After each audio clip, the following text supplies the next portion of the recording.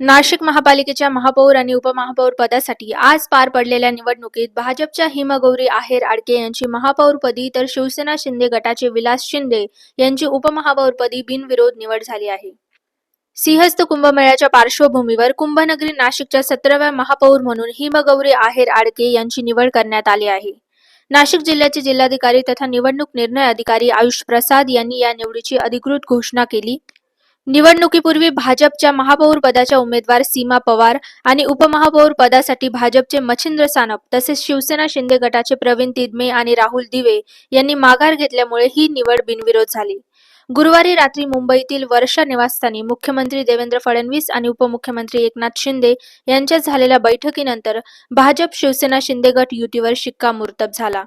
4 वर्षांच्या प्रशासकीय राजवटीनंतर आजपासून नाशिक महापालिकेत लोकनियुक्त नेतृत्वाचा कारभार पुन्हा सुरू झाला आहे.